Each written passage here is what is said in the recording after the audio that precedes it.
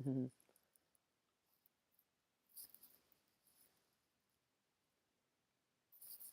Okay, I think we're live. Hey, everybody, you're watching Ballerina Badass. My name is Georgia Reed, and today I am not going to be stretching on Stretch and Kvetch because my body is saying no today. But I still wanted to do the Kvetch portion of the Stretch and Kvetch weekly live stream. And I think, I had talked about focusing on adult classes this week because I'm seeing things coming through in articles, which, sidebar, when I say I'm seeing things coming through in articles, what it means is, boy, those algorithms, they really know, they really know to give you more of what you might have just clicked on once. And it's like it knows. I click on one ballet video and it's like, here's 10 more. And I'm like, no, too many, too many. Before we get into it, actually, let me go back and say, hey, number one, be sure to like, subscribe, comment below. Let me know what's going on for you in your dancer journey, dancer life. I love hearing about it. And I think my favorite thing about this channel, especially now more than ever, is the community and talking to people who are in it, and I love that. So it makes us all feel a little less alone, I think. Also, I want to give props to this chicken hat. I don't remember where I got it. Let's see if is there a tag? I think that there's a cleaning tag. Yes, I have to hand wash separately. This is from www.animalhatshops.com. Also, www.mohawksport.com. I love this hat. This chicken hat is a conversation starter.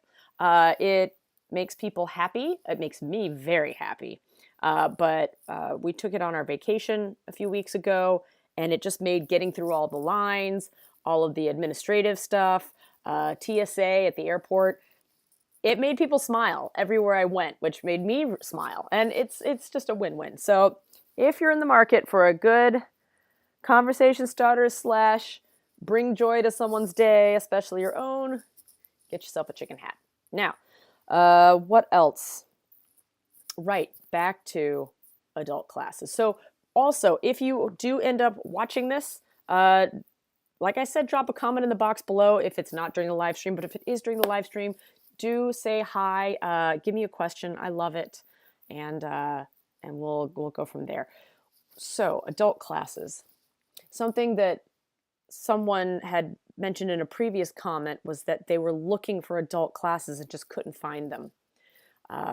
And I understand the struggle. It's true. If you're a professional dancer and you're in a company, well, then you are getting class hopefully every day for the whole 20 to 30 week contract you have. And then there's still that other 22 weeks out of the year, you got to figure out where you're going to get class. I used to take class at Westside Ballet over in Santa Monica. I really, it had a nice professional atmosphere. The adult classes were really good. But at the same time, it's still frustrating as a professional dancer. You got to pay for those classes. Well, as a professional actor, you have to pay for acting classes. It goes across the board. Maybe not entirely. Do models pay for modeling classes? Are there ongoing model education classes? I doubt it, but maybe I'm wrong. But it's still frustrating, right? Because you feel like I got to keep paying for this. But, the studios need to pay bills and stay open too. It's tough, right? I know there were a lot of Zoom classes and online classes going on that especially came out of the pandemic. I've seen studios where they offer you can either take online or at the actual studio at the same time. That's always nice because you can choose how much exposure you want. If you want to take the class online, you can turn your camera off at home and, dance on your chair in your kitchen. Or if you want corrections, you can try and turn the camera on. But then I know I've taught a couple of online classes just to try it out, and that was rough because you can't see the whole dancer. Can you see their body? What's going on? It's tougher than when they're actually in the room with you, and you get a vibe of their attitude that day, their mood, what are they dealing with, and how much you should be giving them corrections or not. I was talking about that with a friend recently. She's teaching, and there's a dancer in her class who it just very clearly seems like they don't want to be there. And I told her, I'm like, that's not necessarily the case. That could be that dancer's just really hard on themselves. I know people used to say to me when I was a lot younger that it felt like I didn't like them. And I'm like, no, this was in dance class. They were like, well, we thought you were mad at us. I'm like, no, I wasn't mad at you. I was mad at myself because I felt like I was screwing it up, and I was really being hard on myself. So, sometimes people are jerks because they're jerks, but sometimes they're jerks because it's coming out that way, but really they're trying to be jerks to themselves. I think, what's the most frustrating for me was when I wanted to get back into dancing. This was back in my early 30s. At first I was still closer to my professional days, and it was much easier to convince people to help me and to want to help. But you're trying to find a mentor, right? And you want to find someone who's actually good at what they do and knows what they're doing and is properly trained in Vaganova or Cicchetti or whichever preferred, method you like. But most of those teachers are teaching little kids. Either they're teaching little kids that they're going to be, molding into professional dancers, or they're just teaching little kids because it's at a really rich studio with lots of rich parents who are going to give them a lot of rich money. And so then it feels like with the adult classes, you're getting the B team, to me, a lot of times with the teachers. And you're like, I want the good teacher, right? Plus, I know for me, and I did this, and many dancers have done this, when you come back to dance as an adult, the studio will say, okay, fine, you have to come and take class with the little kids. Oh my God, that's awful. It's weird. It's awkward. I was doing that back in Torrance, and I mean, the technique, great, because you're getting back to the basics. That's awesome. But you're in a room with a bunch of little kids, and they're looking at you like, why is this huge person in here? And it's creepy, because then the adults are looking at you like, why are you in this class with my child? And you're like, I don't want to be here. I have to be here because there was nothing else they were going to offer me except for, one or two lousy half-ass adult classes where it's not the good technique. It's not the good training that's what you want, right? So then, as you work your way back up, as you're getting back into practice and you move into the older level classes, well, now you're with preteens and teens. And oh, that was the worst. I didn't like teenagers when I was a teenager. How many times have I said that on this channel? I just think they're awful. Not all of them, but as a group, and then they're looking at you like you're, an annoyance, and are you going to tattle on them? And are you a threat? And are you a this? And it's like, I don't care. And then you have the teacher saying, what are they saying about me? What are they saying behind their backs? Come tell me. And you're like, I don't want to narc on the teenagers. That's creepy too. Just no, So all of that. I think as we continue to develop more online courses, that's going to be such a great opportunity for people to curate, to design adult classes that are going to really help dancers. And what's even better is if they can create a situation where there's live courses, live classes that you can join for a fee, right? Every day, every week, whatever. But then there's also, recordings of the class maybe that you can take and watch later for a small additional fee. I think that would make sense as a business model, personally, because then you can say, hey, we have live classes, but if you for this amount, for this many classes, you could say that you get to join this many classes a week, etc. And then we also, if you want to take this class and look at it later over and over again, also good. Now, here's what's interesting to me is there's so much content on YouTube, I'm surprised. But the difference is that once it's recorded, you're not getting that personal attention, the personalized attention. And I'd be curious to know how many adult dancers really want corrections and how many don't. Because I know when I would go to adult classes, I noticed there were a lot of dancers who just didn't want to be corrected. And it felt like they thought they were too good for it. I personally think you're never too good for a correction. But on the other hand, you do want to be getting it from someone who you respect. what ticked me off a lot in adult classes is that other adults who clearly had never danced a day of ballet in their life would come up to me and try to correct me. And this is when I was still dancing professionally, and I'm like, who the hell are you? And it wouldn't matter, even then. I mean, I'm not saying this to them, but I'm thinking it in my head. In my outwardly, I'm going, oh, thank you, but in my head, I'm thinking, even if, maybe if you were like, I don't know, trying to think of dancers who I admire, and the names are, if you were Besmeretnova, if you were Obrazova, anyways, if you came up to me, prima ballerina of Russia, whatever, then maybe it'd be like, oh, I'll take your correction. But in general, they're not going to do that because they know that's the teacher's job. The teacher's the one giving the corrections, not us. And it's funny, that happens in acting too. I've had it where I'm on set and the director will be talking about something with me, and another actor will overhear, a younger actor usually, and they're like, oh, you know what you could do? And it's like, just gently like, that's for the director and I to talk about, not you. But I'm sure I put my own foot in my own mouth at least once in my life and just can't remember it right now, because that's the beauty of life. It comes around and smacks you back in the face with something that you just judged on someone else. Hooray! So what I'm curious to know is, how hard is it for you all out there to find good adult classes? I mean, this is Los Angeles where I am. I've already found there's a fantastic class going on over at Momoda Dance Studios on Pico. And there have been classes there before. I've danced there. I got to shoot a film there, and I played a choreographer. That was really cool. It was for a film called Temps, directed by Ryan Sage. It was like the #1 romance movie on Apple TV. I think there's definitely a montage of me dancing a pas de deux with someone else. This was back a ways, but it was a lot of fun. The space is inspiring and beautiful, and it's got this huge arching roof, and there's a little cafe next to it and all this. I haven't been back in years, but there is a guy, hold on, I've got his name, who is teaching classes there now, and I believe he is Israeli. Dancer, choreographer, master teacher, I'm going to maybe say this wrong, Ido Tadmor, or Ido Tadmor, but probably Ido Tadmor. That first name is spelled I-D-O, the last name is T-A-D-M-O-R. And it looks like this would be like a dream class. There's like 50 people in the class, and they're all different levels.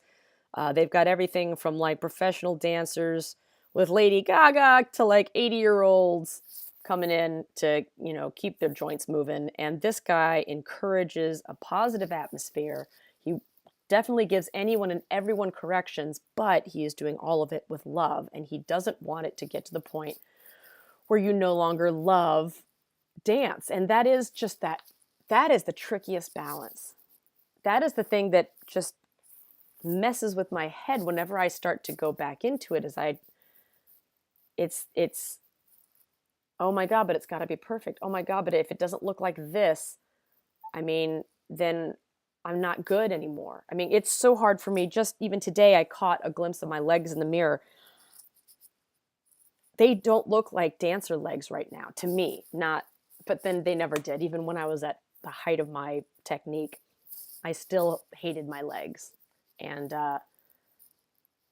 if that's what I'm worried about, rather than the thing of, yes, do the step as correctly as possible, but enjoy the dance, enjoy the music, enjoy the community, enjoy the camaraderie, enjoy the ability to move like this, then why are you doing it, right? And I know for me, if it feels like all I'm getting is correction, which I think can happen when a teacher gets eager, when they see a dancer with potential and they're like, oh, and especially I think when as a teacher you see a student take your correction, they take it well, they take it quickly, and you go, ooh, they're ready for more, so you give them more.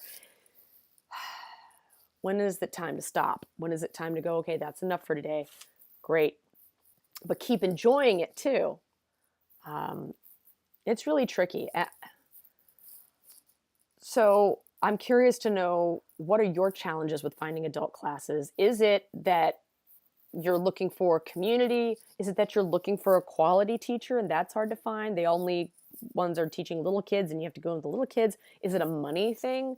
I do think, one single class at this place is $23, and I'm sure it's like, well, it's LA, so tough doo-doos. But I'm like, oh my God. So when I say that, when I go, oh my God. So here's the deal. Right now I'm doing stand-up comedy, right? I'm doing a lot of it. And out here in Los Angeles, it used to be when you start studying stand-up comedy and you start developing your material, once you have about 4 to 4.5 minutes worth of a set, because you need to have time for laughters, reactions, pauses, whatever, that equals 5 minutes. 5 minutes is your standard starting amount of time in stand-up.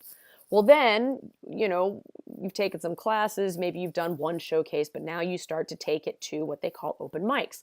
Now, traditionally, open mics apparently used to be free because you're showing up and just trying your stuff out. But here in Los Angeles, there's so many, there's so much competition, and people want to make money. So it's usually about $5. The comedian pays $5 in order to have a 5-minute slot in this open mic so they can get up and try their jokes. And the real tough part about it is that you're in a room full of other comedians, and most of them aren't really paying attention to you. They're thinking about their own set. So they don't really laugh. And there's a whole clique thing around. They don't want to laugh because they don't want to give up their power, or they're intimidated, whatever the hell it is. It's like, you think that ballet is cliquey? Let me tell you, the stand-up comedy scene is also cliquey. There's cliques everywhere. Life is just one long middle school clique. Bleh. Anyways, but it's $5. I still have to get in the car, spend the money for the gas to get out there, set up, show up, get on stage and perform, right?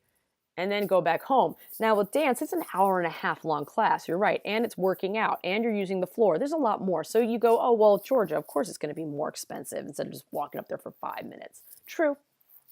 Just a different set of tools too. But does that seem expensive to you guys? I don't know. And how would you feel? Like, do you think that the package method really is better? Where I liked that a lot about West Side Ballet was their package deal, and they offered an additional discount if you were a member of a union. So I'm SAG-AFTRA, so I would get immediately a discount on my package of classes. Like, I forget what it was, 10 classes for 100 and something. It's probably a lot different now because I don't know. It's been a while. It's been a long while. But is that an issue, the cost? What is it that makes you want to go to adult class, and what is it that keeps you from going to adult class? I know for me, the things that make me want to go to adult class is that I'm in a room with, hopefully, adults, and they want to be there. They want to be corrected. They're eager to learn. They're all grown up with lives, so it's not just this class in this moment and get this teacher's attention and I'm going to be a star and all that. It's like, no, I'm here to work on my stuff, get the kinks out, keep myself healthy, whatever it is, and then move on with their lives. They're much more in the marathon, not still in that sprint mindset. What I don't like about adult class is sometimes it's depressing because it reminds me that I'm done. That's so rude, but I'm admitting it. Yeah, sometimes. Sometimes it's because the adults get weird and cliquey too in the class where they're like, this is my class. And it's just like, it's not your class. It's a class for anyone who wants to come in and join. So I don't know what that's about. What else? The only other thing is when I was still, I don't know if I'd be this way now, but I know when I was in my 30s and still, dancing at a professional level, when I'd be in the adult class, I'd find it frustrating sometimes when a dancer who is clearly not professional, who clearly is barely moving at all, they're just kind of sort of going through the steps, would put themselves in the front of the combination to go across the floor, and you have to dance around them. And you don't want to be a jerk. You don't want to run them over. But there's a PC that kind of wants to run them over because you're like, dude, stand, you're not going to be traveling as far on this Grand Allegro. Go to the back, and then you can do your thing, and the rest of us can freaking move. Because that was like my favorite part of the dance class was, you can finally move in the space. I did track in middle school, and I love the chance to eat up space, to jump, to fly, and all of that. So that could be just me. maybe that's where the teacher picks the group specifically and says, look, okay, now I'd like these 3 people to go together and you all just enjoy, take your time, and you'd set it up. But I do think it's very important to have teachers who know what it is to teach the different levels. And that's part of why I haven't done teaching yet, is because I am not certified. You know, just because you're a professional dancer, I think a lot of people just assume, well, I was a professional dancer, so I can teach. And it's like, no, no. Yeah, no. I mean, if they're giving a correction, do they know why they're giving it to you? Is it just based on aesthetics and the way it looks? Or have they actually taken courses? I mean, it's like being a doctor. You're talking about people's bodies, and I feel like you would need to know their alignment, their build. I've taught, I think, a few live classes on here, and even then I'm like going, oh, man, I don't know about anatomy. If I'm saying this the right way, how is this going to affect this particular dancer's body if I give this correction at this point in their lives, with their weight, with their what do they call that, the conformity of a horse? There's a word for it. It's the particular way they're built. If you have a different body shape, then it's going to work differently. Does that make sense? So I'm probably taking it too seriously, but I just think those are things important to think about when you're choosing the adult class that you want to go take. Try to find someone who knows what they're doing. And if it's like, well, they danced with, this company and this company and this company and this company, it's like, that's nice, but what classes did they take? Who did they train under to then train to become a teacher? Are they a trained teacher? Do they know? Because that's also going to affect the type of class they put together. I can't tell you how many classes I've taken with ex-professional dancers, and you're just going through the motions, and it's not really a class that is intended to build your body up, to prepare you. I have another friend who is saying that where they're teaching, no one gives fondue. You need fondue. Fondue, the steps are in a certain order, in a certain way, for a reason. And they never do fondue, and they never work on fouettes. And these are professional dancers who are planning on doing something next year that's going to involve a crap ton of fouettes, but they never practice fouettes. My friend is pulling his hair out because he's like, y'all got to practice. Y'all need to strengthen. And this half-assery isn't going to cut it. And then the dancers are rolling their eyes at him. These are professional dancers. And it's like, why are you here? If I don't know. But these are the thoughts that have been on my mind. And I would really love to hear all of your thoughts on this. I know for me, just on a personal note, I'm definitely having a hard time this week, in case you're interested, because those dance videos pop up in my feed. Like one popped up and a girl was doing brisé volets. I loved doing brisé volets. Loved doing those. And I'm watching this girl do it, and all I'm thinking is, I don't know if I will ever do that step again.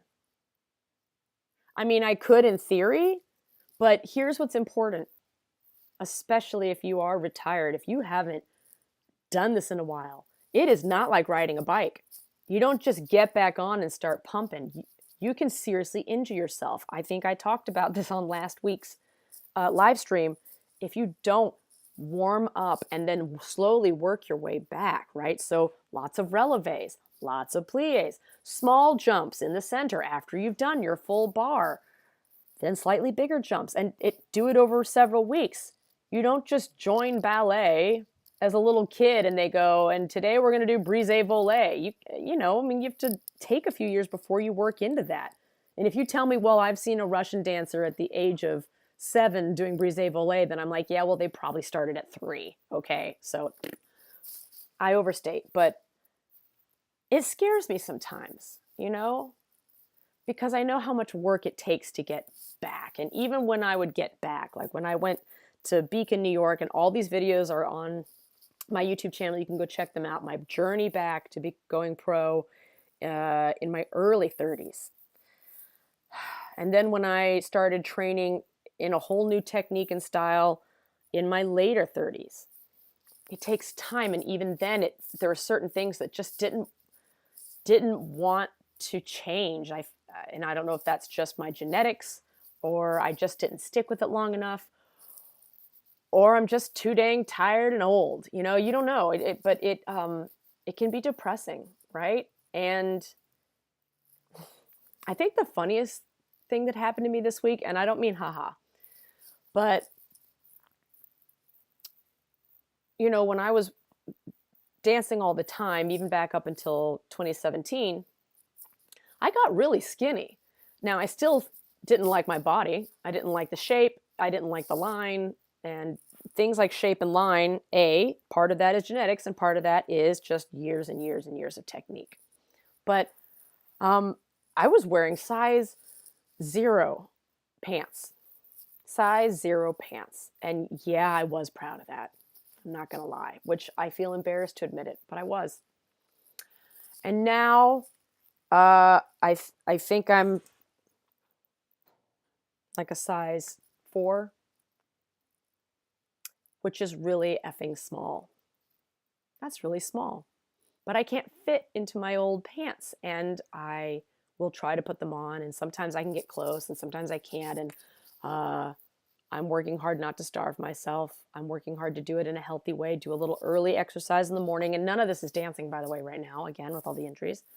Midday on the stationary bike, try to choose healthier foods, things like that. But I'm really coming to terms with this body dysmorphia that I have. And I work to give gratitude for my body. Heck, I've got 2 functioning legs and arms and a body. I mean, you know, besides being frickin' white in America, talk about privilege. What have I got to complain about, right? And since I grew up in the ballet world and I'm so conditioned to, in my mind, pick at myself, judge myself, critique myself. I'm not thin enough. Stop eating. I've had, you know, any of us dancers know you've had the teacher, you've had the professional company director just say, just stop eating. Stop eating, you know.